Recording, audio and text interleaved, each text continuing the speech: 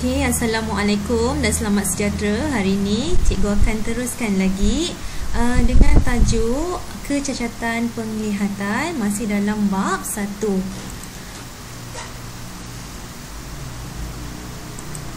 Okey, kecacatan penglihatan terbahagi kepada 3, iaitu rabun jauh, rabun dekat dan astigmatism. Okay, apakah itu rabun jauh? Rabun jauh atau dikenali dengan nama dia myopia ialah seseorang itu tidak dapat melihat objek jauh dengan jelas, tetapi objek yang dekat dia dapat lihat dengan jelas. Okay, ada 2 sebabnya. Yang pertama adalah disebabkan kanta mata dia terlalu tebal. Yang kedua disebabkan bola matanya terlalu panjang. Panjangkan lagi sikit. Okey, rabun jauh. Okey, apabila cahaya masuk ke dalam kanta mata kita, iaitu cahaya daripada objek yang jauh, okey, dia akan menyebabkan imej terbentuk di hadapan retina. Jadi hanya objek yang dekat sahaja akan nampak dengan jelas, tetapi objek jauh dah tak nampak dengan jelas. Okey, cara membetulkannya adalah kita menggunakan kanta cekung. Okey, jadi apabila kanta cekung digunakan, ia akan mencapahkan cahaya masuk ke dalam mata kita, dalam kanta mata. Okey, akhirnya imej dapat terbentuk pada retina. Okey, rabun dekat adalah hyperopia, iaitu objek jauh kelihatan jelas, tetapi objek yang dekat kelihatan kabur. Sebabnya juga ada 2, iaitu kanta mata terlalu nipis dan bola matanya terlalu pendek. Okey, rabun dekat apabila seseorang itu melihat objek yang dekat, okey, jadi disebabkan bola matanya terlalu pendek atau kantan matanya terlalu nipis, imej akan terbentuk di belakang retina. Okay. Sebab itulah dia hanya melihat objek yang jauh jelas, tapi objek yang dekat tidak jelas.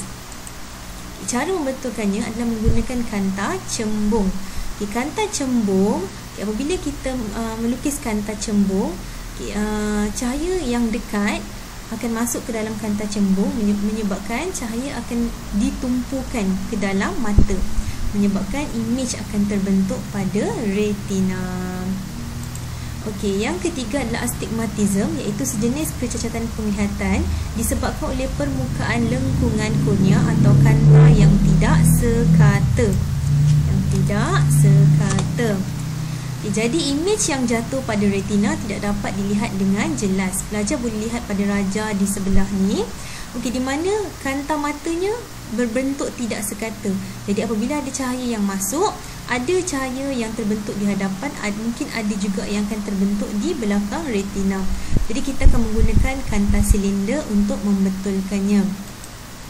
Okey, selain daripada membetulkan menggunakan kanta silinder untuk astigmatism ataupun membetulkan menggunakan kanta cekung atau cembung, boleh juga dilakukan pembedahan bagi masalah penglihatan, kecacatan penglihatan.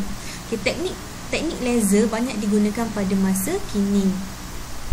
Okey, ini adalah contoh teknik laser, di mana bahagian kornea akan dibuka pada suatu sudut yang tertentu, dan laser akan digunakan untuk membuang segala selaput yang ada di dalam mata. Okey, jadi mata kita akan nampak terang semula. Okey, tak kiralah rabun jauh atau rabun dekat atau astigmatism. Okey, anak muda sekarang banyak gunakan kanta lekap ataupun kita panggil contact lens.